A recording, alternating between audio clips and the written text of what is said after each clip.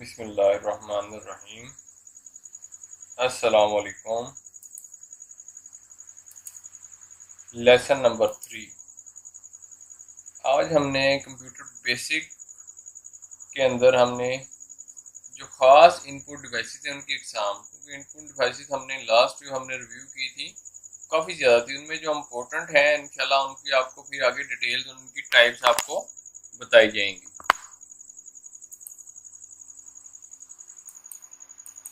ये हमारा सीपीयू था, उसके साथ ये सारी इनकी इनपुट डिवाइसेस थी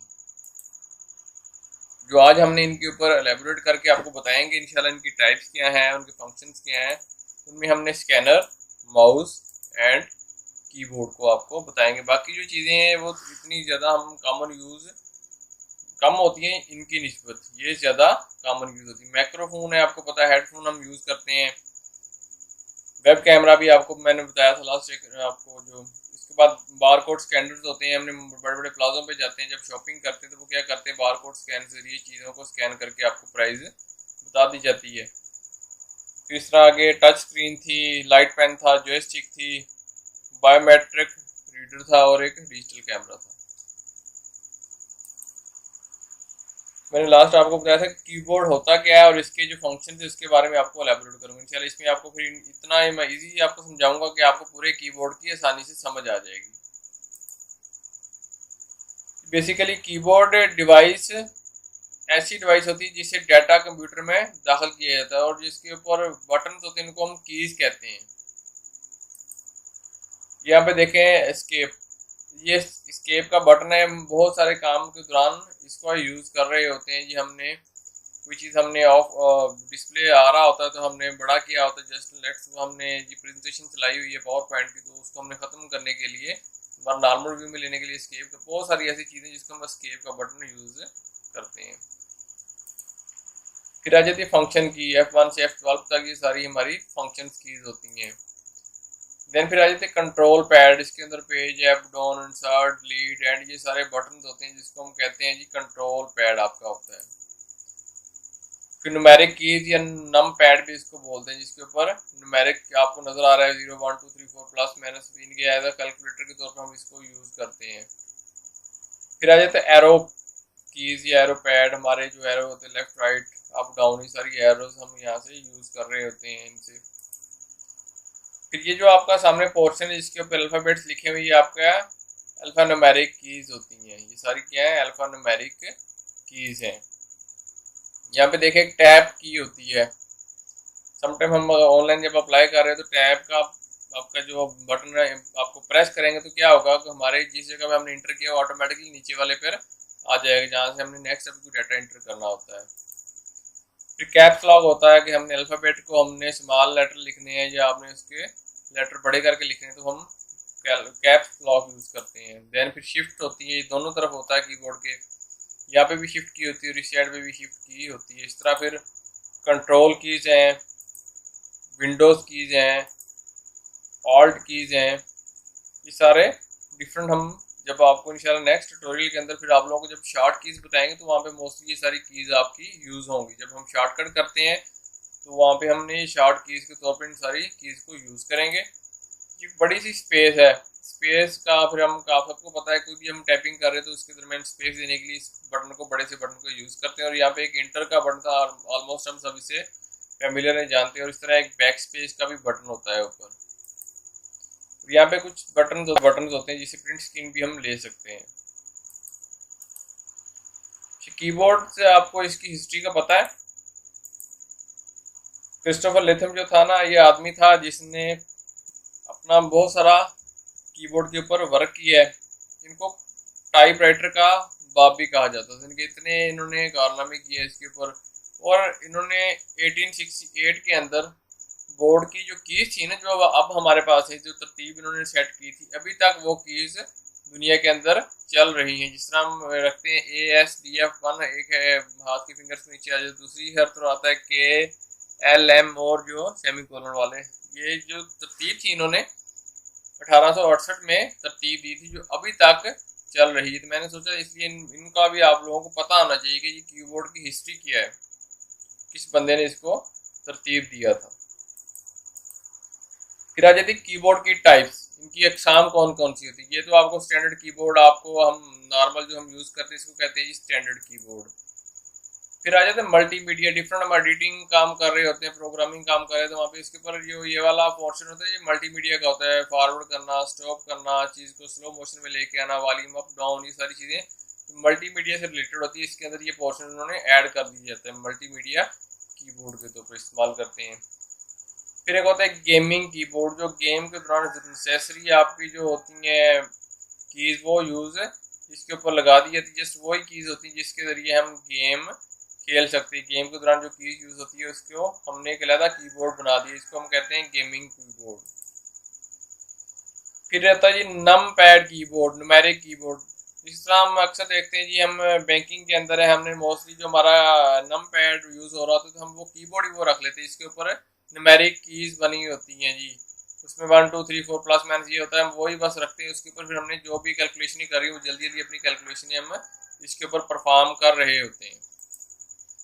ये जो मेरा ख्याल है मोस्टली आप में से लोगों को नहीं पता होगा, अब एक ऐसी टेक्नोलॉजी भी आ गई, इसको कहते हैं वर्चुअल कीबोर्ड, जो एक्चुअल नहीं होता, वर्चुअल होता है, जिसको हम क्या करते हैं जी एक डिवाइस के जरिए उसका अक्स नीचे बन जाता है, उसके जरिए फिर हम क्या करते हैं जी उसको हम लाइट निकल गई जिस तरह हम लेज़र होती है उसको हम टाइपिंग के लिए यूज़ करते हैं। अब ये एक न्यू टेक्नोलॉजी थी, मैंने सोचा आप लोगों को भी इंट्रोड्यूस कराऊँ। दुनिया के अंदर अब ये वर्चुअल कीबोर्ड भी यूज़ हो रहे हैं और पाकिस्तान में भी बहुत कम अभी हो रहे हैं, मगर ये इंट्रोड्यूस हो चुका है।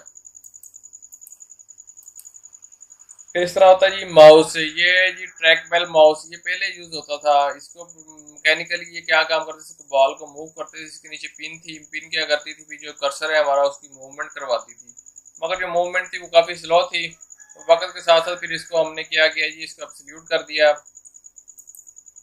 फिर हमारे पास ऑप्टिकल माउस जो हम इस वक्त यूज़ कर रहे हैं, जो ऑप्टिकल वायर वाला माउस होता है इसको हम ऑप्टिकल सिंपल माउस कहते हैं। फिर इसके साथ एक वायरलेस माउस भी आ जाता है, ये देखिए यहाँ पे वायरलेस नहीं है, इसको हमने ब्लूटूथ के साथ कनेक्ट कर लेते हैं, वायरलेस के थ्रू कनेक्ट कर लेते हैं, ये वायरलेस ऑप्टिकल माउस कहलाता है।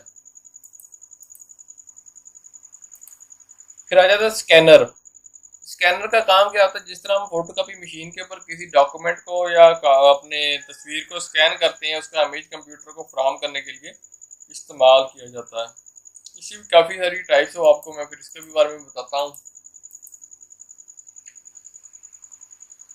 Flat bed scanner, flat bed यानी कि स्कैनर, इसका मतलब है कि इसके ऊपर हम जो डॉक्यूमेंट रख के इसको बंद कर देते हैं, इसके नीचे से एक लाइट सी गुजरती है, जैसे वो लाइट गुजरती है वो क्या करती है, लाइट जो उसके ऊपर प्रिंट होता है वो सारा प्रिंट कैप्चर कर लेती है, और कैप्चर करने के बाद आपका जो इमेज है एज इट इज जो आपकी कंप्यूटर स्क्रीन को डिलीवर कर देती है। इसको हम कहते हैं फ्लैट बेड स्कैनर। इसकी शक्ल कुछ इस तरह की होती है, इसमें काफ़ी सारी डिफरेंट शेप की होती है, मैंने जस्ट एक ही आपको दिखाने के लिए ये, आप जब नेट पर सर्च करेंगे जाके फ्लैट बेड, वहाँ पे बहुत सारी इसकी शेप्स वाले जो आपको फ्लैट बेड स्कैनर नजर आएंगे। देन आ जाती है हैंड हेल्ड स्कैनर, जिस तरह देखिए उसने हाथ में पकड़ा हुआ है। हम अक्सर मैंने बताता हूँ कि जब हम डिपार्टमेंटल स्टोर्स के अंदर जाते हैं तो हम वहाँ पे क्या करते हैं, ग्रॉसरी हमने जो भी चीज़ परचेज की होती है प्रोडक्ट हमारी, तो उनको देते हैं, तो वो क्या करता है उनके ऊपर जो बार कोड होता है ना, ये देखें हम कोई भी प्रोडक्ट लेते हैं तो उसके ऊपर ये लाजमी, मोस्टली जो इम्पोर्टेड होती है चीज़ें उनके ऊपर ये बार कोड लाजमी होता है। इसको जब स्कैन किया जाता है तो इसकी जो प्राइस होती है वो सिस्टम के अंदर शो होना शुरू हो जाती है। ठीक है, इसकी आसानी होती है कि हाथ में पकड़ के बड़ी बड़ी चीज़ें हैं जो उसको उठाना मुश्किल है, तो बजाय कि हम उसको सिस्टम के नज़दीक ले जाए, हम बार कोड जो स्कैनर होता है उसको पकड़ के उसके पास जाके वहाँ से हम इजीली इसको स्कैन कर लेते हैं। फिर आता है sheet feed scanner. Sheet feed scanner का क्या काम करता है, एक ही टाइम के अंदर आपको बहुत सारे डॉक्यूमेंट वो आपको क्या करता है स्कैन करके देता है, स्कैन करता है, वो दोनों तरफ से करता है, फ्रंट और बैक दोनों तरफ से एक ही टाइम में वो आपके डॉक्यूमेंट्स को स्कैन कर रहा होता है। उसको हम कहते हैं जी शीट फीड स्कैनर। उसकी स्पीड भी बहुत तेज होती है। फिर एक आ जाता है ड्रम स्कैनर।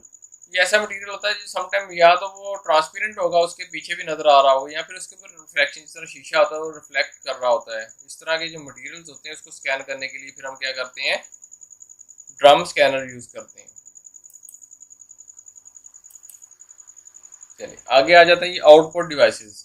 आउटपुट डिवाइसेस हमने लास्ट लेक्चर में इनको हमने पढ़ा था, अब इसके ऊपर कुछ जो इम्पोर्टेंट है उनकी टाइप भी आपको बताई जाएंगी।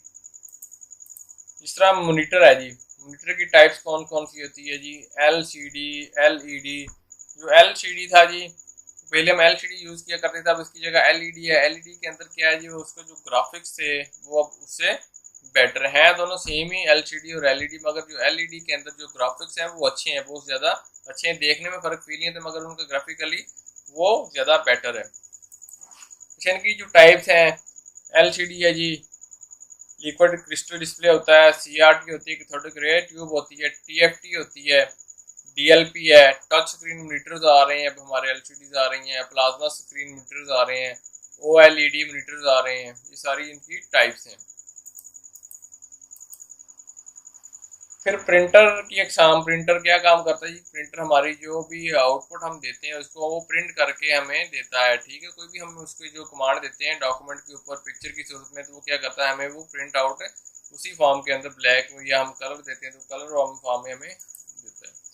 इनकी जो बेसिकली दो टाइप्स हैं, इम्पैक्ट प्रिंटर और नॉन इम्पैक्ट। का मतलब होता है जिस तरह हम किसी हथौड़े के साथ कोई पिन के पुश करेंगे तो पिन अपना इंप्रेशन छोड़ देगी, पिन क्या वही इंक लगी होती है, वही इंक क्या करती है उसके पेपर के ऊपर या कपड़े के ऊपर अपना इंप्रेशन छोड़ देती है। इनके हथौड़ा मार ग्रुप इसको हम कह सकते हैं जी, इम्पैक्ट प्रिंटर। जो नॉन इम्पैक्ट है इसके अंदर फिर अब लेजर्स आ जाती हैं, ठीक है, इसमें डिफरेंट एनवायरनमेंट आ जाते हैं जी, उसके जरिए फिर ये प्रिंटिंग करता है। अब हम देख लेते हैं इम्पैक्ट प्रिंटर।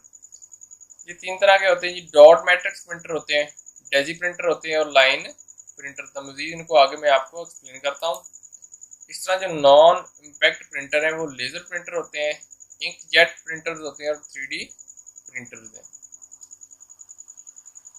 डॉट मैट्रिक्स, ये देखिए आपको डॉट मैट्रिक्स के अंदर क्या आता है, जब हम इसके बटन को प्रेस करते हैं तो वहां से एक सिंपल जो निकलती है पिन निकलती है, वो पिन क्या करती है, वो पेपर के ऊपर जाके उसके ऊपर इंक लगी होती है, वो इंक उसके पेपर के ऊपर जाके पुश करती है, तो वहां पे हमारा एक इमेज बनना शुरू हो जाता है।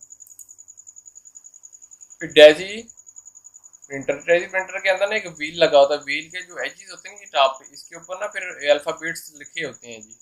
इस तरह हम क्या करें कि सॉलिड चीज़ लेके उसके ऊपर अच्छे मटेरियल के ऊपर हमने उसके ऊपर वो नक्श बना दिया है। जब वो नक्श के ऊपर इंक लगती है तो वो जब उसको फोर्स के साथ पेपर पे लगाते हैं तो वो क्या करते हैं, जो उसके ऊपर नक्श बना ए बना होगा तो ए का नक्श आपका वो पेपर पे चला जाएगा।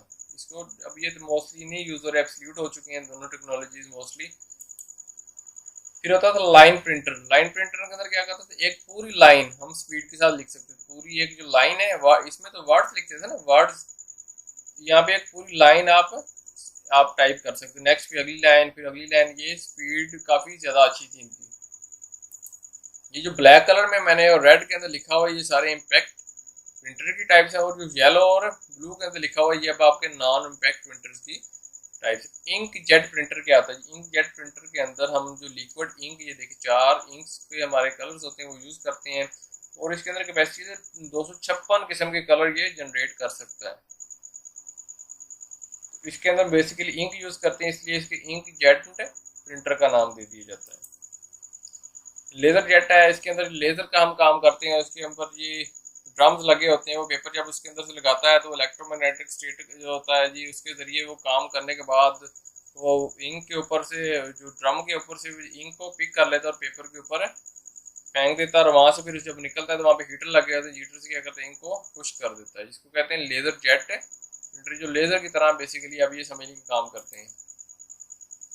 मोस्टली अब इंक जेट और लेज़र जेट ही हमारे अब रोज़मर्रा काम में इस्तेमाल होते हैं। तीसरी किस्म है जी 3D प्रिंटर। ये आप में से बहुत सारे लोगों ने ये किस्म नहीं देखी होगी या सुनी नहीं होगी।